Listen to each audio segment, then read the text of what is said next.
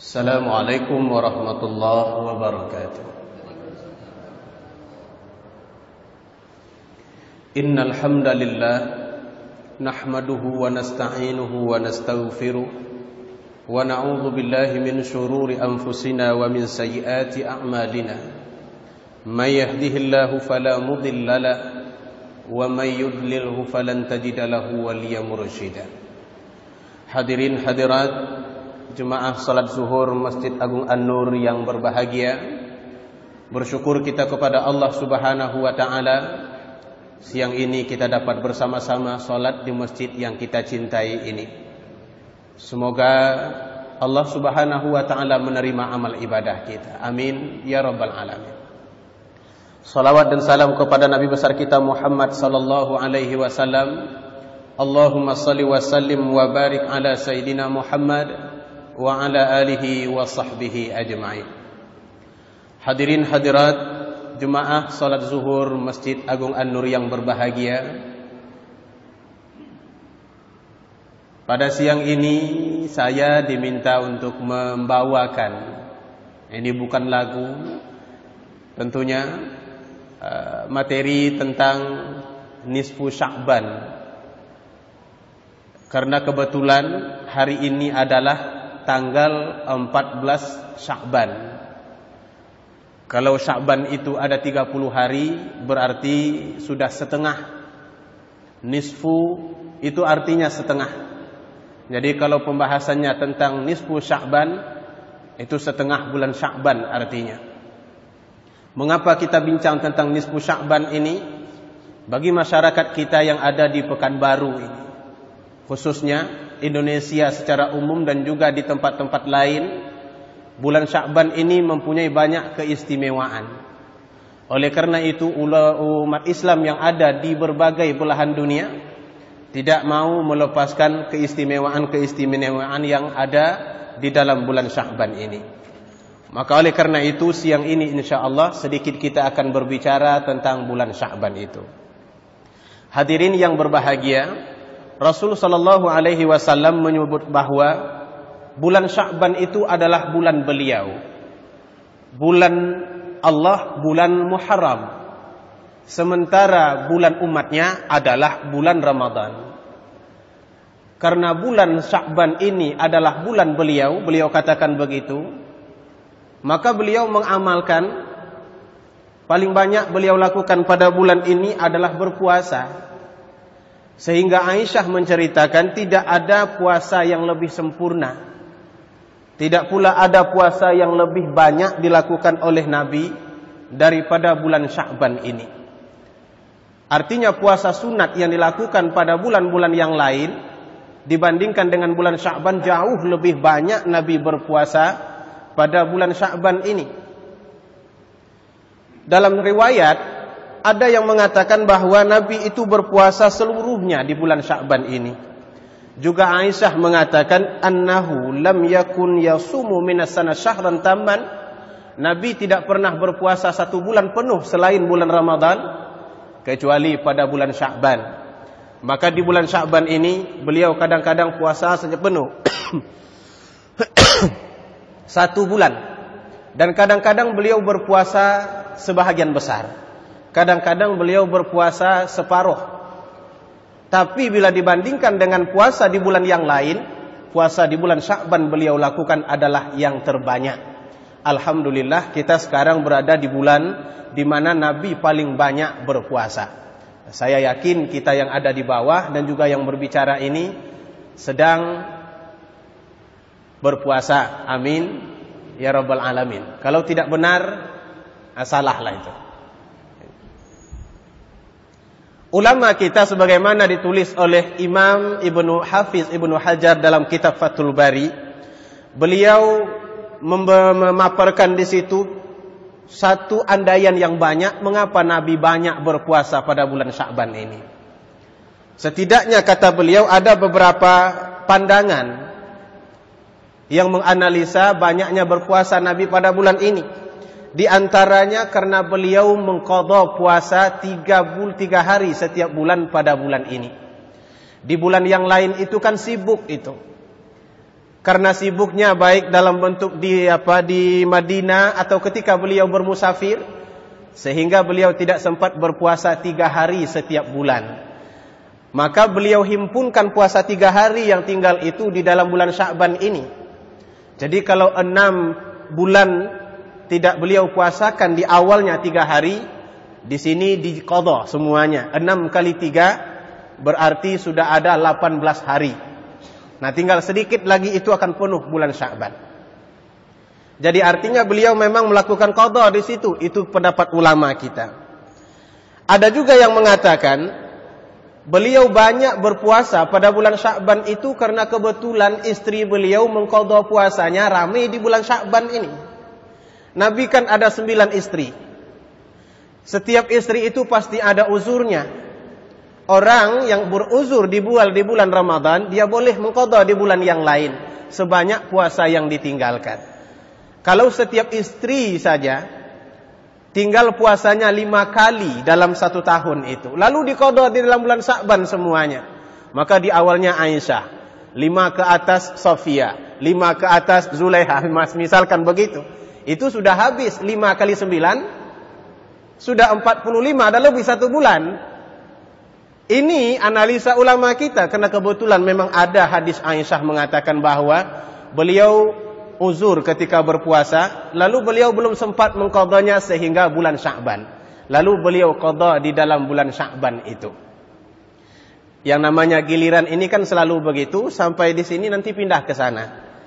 Dalam satu riwayat Nabi pernah bertanya kepada istrinya, apa lauk yang ada pada siang ini? Ya, seperti kita juga, beliau selalu bertanya tentang makanan. Nabi itu kan manusia biasa. Jadi beliau juga kepengen tahu makanan apa yang ada siang ini. Lalu dijawab kadang-kadang oleh sebahagian istrinya, kita tidak punya makanan ya Rasul. Kalau begitu kata Nabi, saya berpuasa. Berpuasa lagi.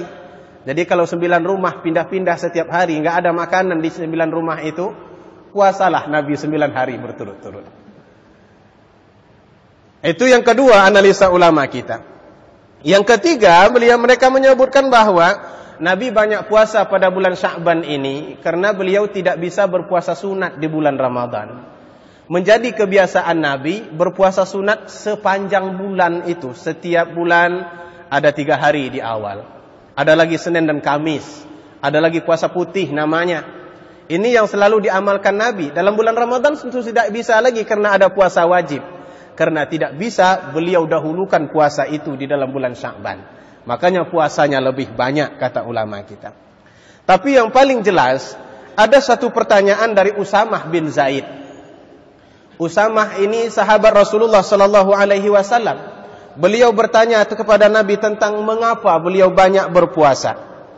Lalu dijawab oleh Rasulullah sallallahu alaihi wasallam, "Dzalika yaufulun nas anhu bainar Rajab wa Ramadan."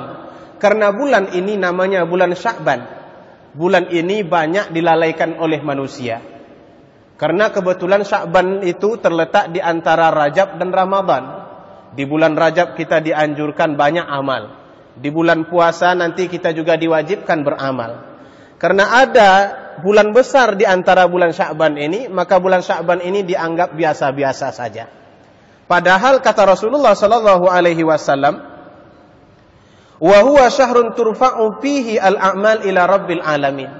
Padahal ketika inilah amal seorang hamba diangkat oleh Allah Subhanahu wa taala. Kalau amalan harian diangkat pada sore hari setelah asar atau pada waktu asar. Amalan mingguan diangkat pada hari Jumat. Amalan tahunan itu diangkat di bulan Sya'ban. Nah, pengennya kalau kita ketika amal ibadah itu diangkat, kata Nabi, saya sedang berpuasa. Karena setiap orang akan mendapat laporan kepada Allah sesuai dengan amalnya ketika itu. Kalau amalnya sedang berpuasa, maka laporannya berpuasa kepada Allah Ta'ala. Kalau amalannya sedang makan sate, makan sate. Sedang apa engkau tinggalkan hambaku, wahai malaikat? Tanya Allah kepada malaikat, sedang makan sate. Di sate, apa namanya itu?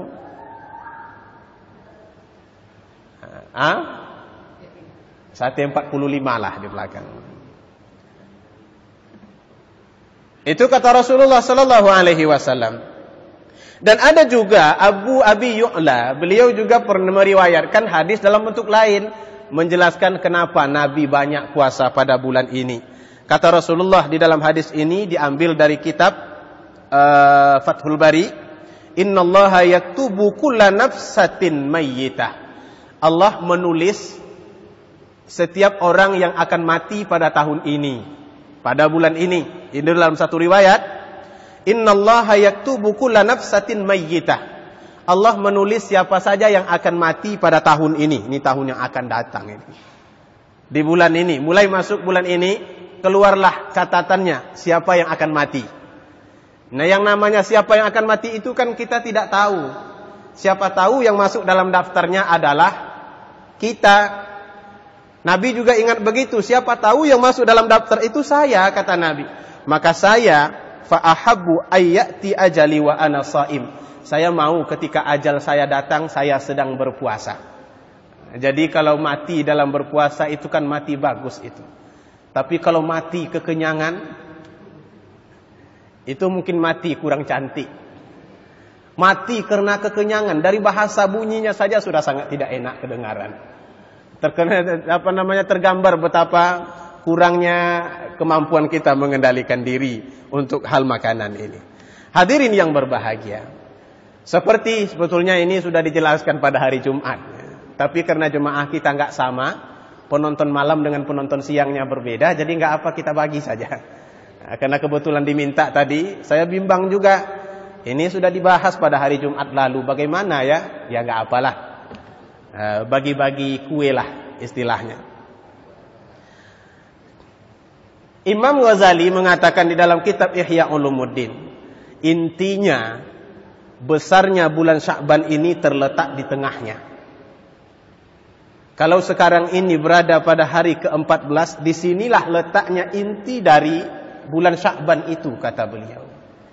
Karena di tengah bulan Sya'ban ini ada raya malaikat namanya. Malaikat itu dalam kitab itu beliau sebutkan mempunyai 2 hari raya, 2 malam raya, yaitu malam Qadar dan malam nisfu Sya'ban, malam pertengahan bulan Ramadan. Kapan malam pertengahan bulan Sya'ban itu? Saya rasa malam nanti tepatnya, karena besok itu adalah hari ke-15 bulan Sya'ban. Jadi kalau dimaksudkan oleh Imam Ghazali hari raya malaikat itu adalah malam nisfu Sya'ban ini, berarti nanti malam itu hari rayanya malaikat. Maka bagi yang ingin berhari raya dengan malaikat, silahkan berhari raya. Seperti apa hari rayanya tidak dijelaskan dalam mana-mana hadis. Tapi biasanya malaikat ini kalau sudah berhari raya, hari rayanya amal. Bukan pakaian baru, bukan pula makanan enak dan santai-santai. Tapi beramal, kata ulama-ulama kita. Kemudian kalau orang mukmin mempunyai 2 hari raya, yaitu hari raya Idul Fitri dan hari raya Idul Adha. Malaikat ada 2 malam hari raya, orang Islam ada 2 hari raya. 2 malam raya malaikat Lailatul Qadar dengan malam nisfu Sya'ban. Sedangkan 2 hari raya orang Islam Idul Fitri dan Idul Adha.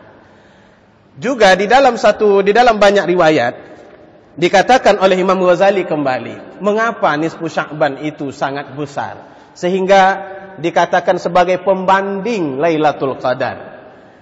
Ternyata di situ banyak riwayat-riwayat yang berkaitan dengan nisfu Sya'ban, walaupun menurut Said Sabiq riwayat ini tidaklah terlalu kuat. Tapi Imam Ghazali masih memetiknya dan beliau letakkan dalam kitab Mukasyafatul Qulub dalam bab puasa di bulan Sya'ban atau keutamaan bulan Sya'ban. Kita tidak akan membahas tentang hadis ini sahih, kuat atau tidak, dhaif atau apa, karena itu kebetulan bukan jurusan saya. Jadi kita coba ambil hikmahnya saja. Apa yang terdapat di dalam nisfu Sya'ban itu? Yang pertama kata Imam Ghazali, malam nisfu Sya'ban itu jika kita beramal, Allah akan hapuskan dosa kita setahun yang lalu. Lama banyak, setahun yang lalu itu ada 360 hari. Kalau satu hari dosa kita 10 saja kali 360, sudah 3.600 dosa yang dihapuskan. Tapi bagi orang beramal, bagi orang yang tidak beramal, tidak akan dihapuskan oleh Allah Subhanahu wa ta'ala. Kemudian yang kedua, kata Imam Ghazali juga, orang yang beramal di malam nisfu Sya'ban itu Allah akan hidupkan hatinya ketika hati manusia mati.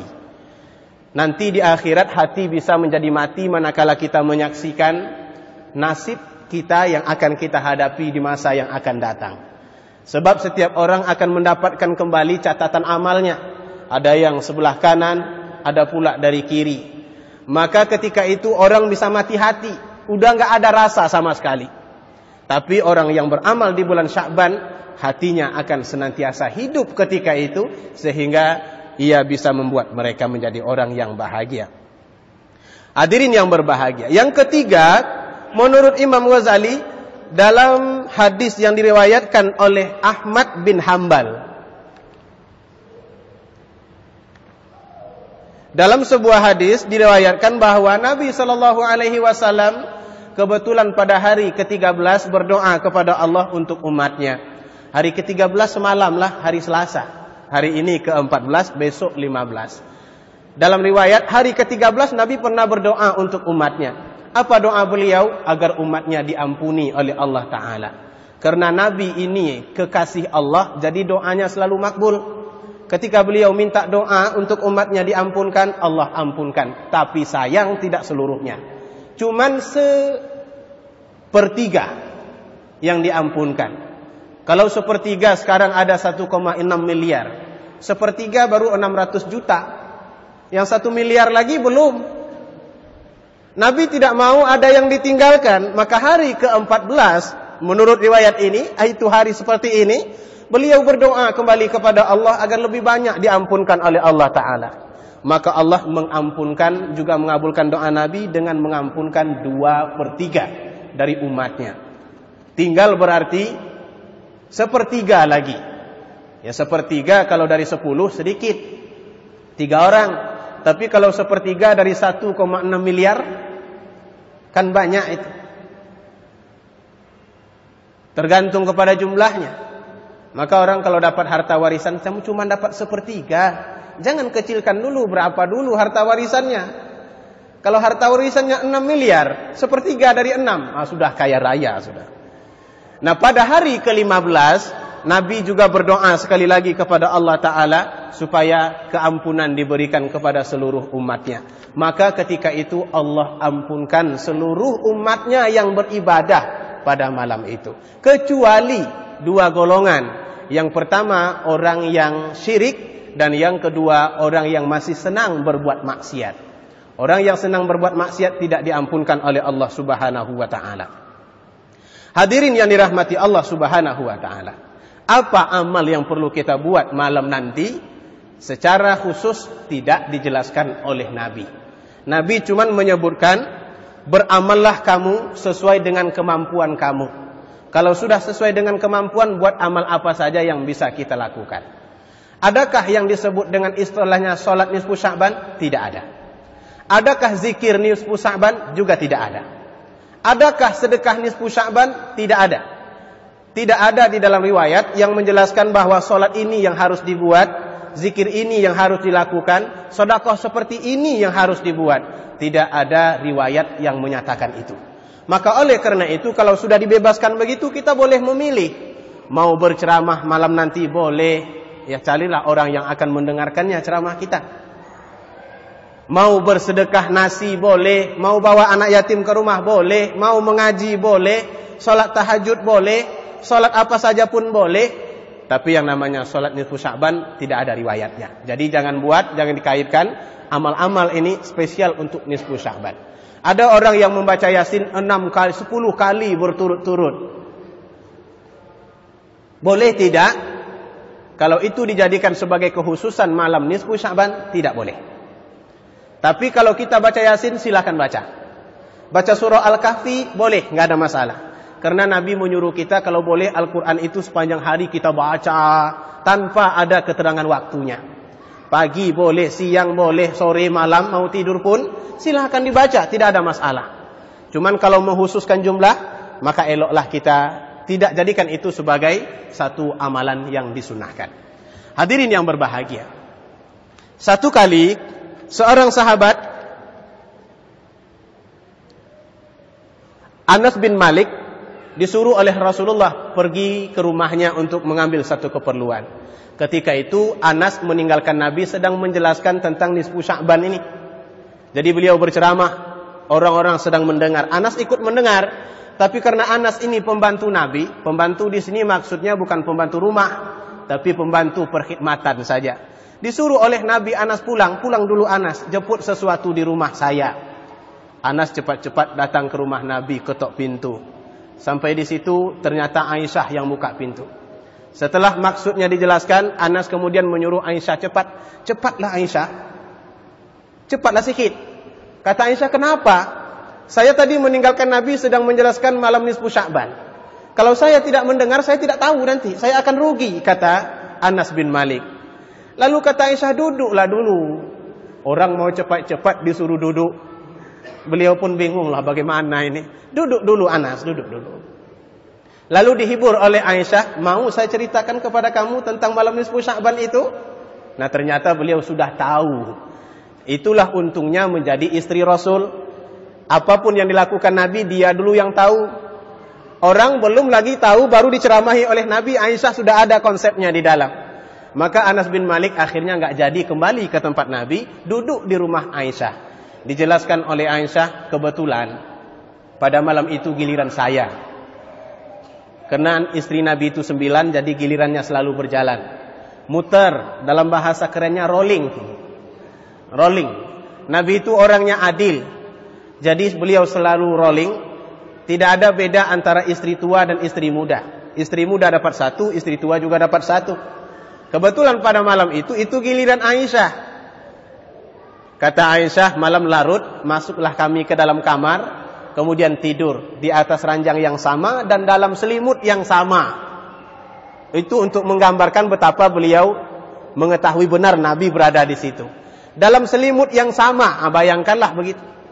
Lalu pada tengah malam, Aisyah kehilangan Nabi Sallallahu Alaihi Wasallam. Yang namanya juga orang tidur kan terasa kawan kita. Ini begitu dirasa nggak ada, yang tinggal selimutnya. Aisyah bangun, dia pikir jangan-jangan beliau ini pergi ke rumah Maria Qibtiyah, istri Nabi yang lain. Cuman cemburu Aisyah ini nggak sama dengan cemburu sekarang. Kalau cemburu sekarang seperti itu, keluar dari kamar tidur dalam keadaan rambut acak-acakan, pergi gedor rumah kawannya. Ada suami kita di sini, suami kita. Aisyah nggak mau gegabah seperti itu, beliau masih berpikir baik. Padahal usianya ketika itu belum lagi 18 tahun. Jadi beliau orangnya sangat dewasa. Belum 18 tahun. Beliau ditinggalkan oleh Nabi usianya 18. Orang kita 18 itu belum kawin, masih ingusan. Nah Aisyah sudah sangat dewasa dengan hidup berumah tangga. Lalu karena tidak mau terlalu curiga, diperiksa dulu rumahnya. Tengok dalam kamar ini enggak ada. Tengok di luar enggak ada. Keluar Aisyah dari rumah dan lihat di masjid. Ternyata dalam keadaan sedikit-sedikit gelap itu Nabi berada di situ. Beliau sedang sholat. Dan beliau mendapati Nabi sedang sujud. Kalau di dalam riwayat Imam Ghazali ini dalam kitab itu hanya menggambarkan Nabi sedang sujud.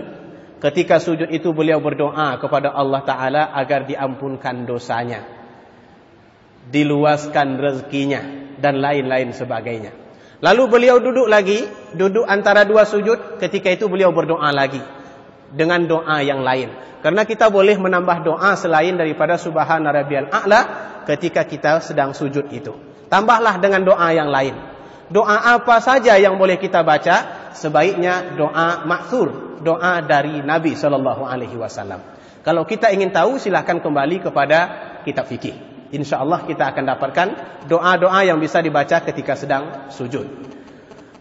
Lalu setelah selesai bersolat, rupanya Nabi menyadari kehadiran Aisyah di belakang. Lalu kata Nabi Sallallahu Alaihi Wasallam, Ya Humairah.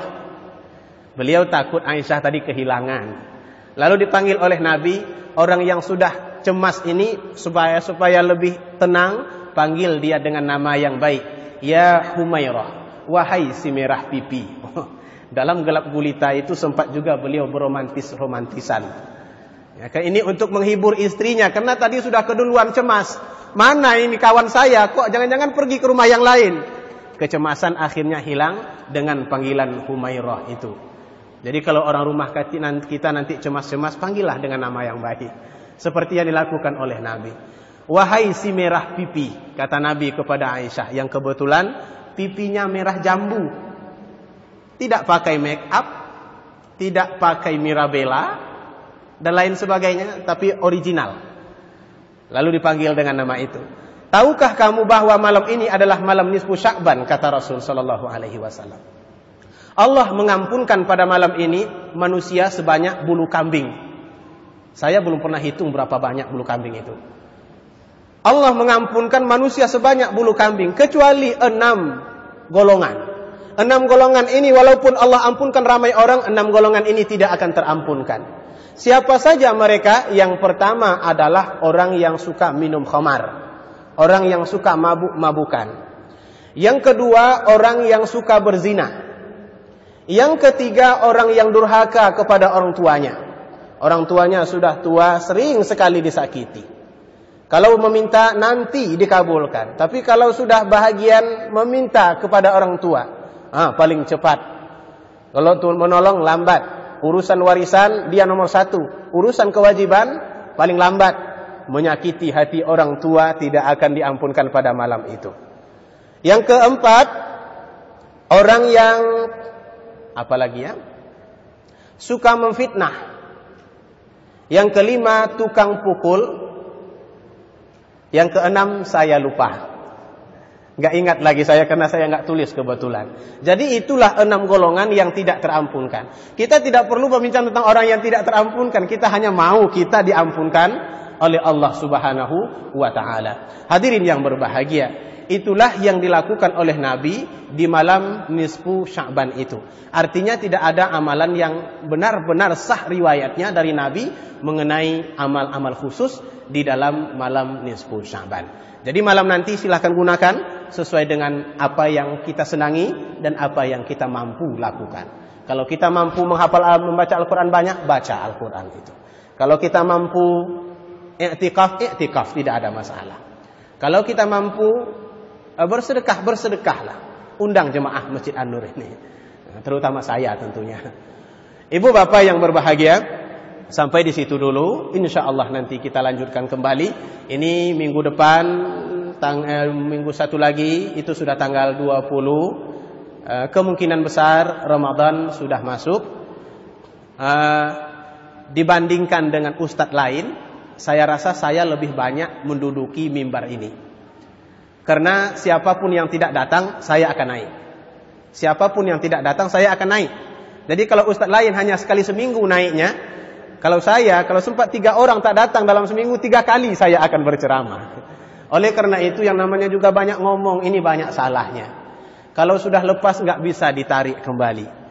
Maka tidak ada yang bisa saya lakukan kecuali memohon kemaafan kita sempena masuknya bulan suci Ramadan ini. Mudah-mudahan hati kita ikhlas, bersih dalam memasukinya, sebersih bulan suci Ramadan itu. Amin ya rabbal alamin.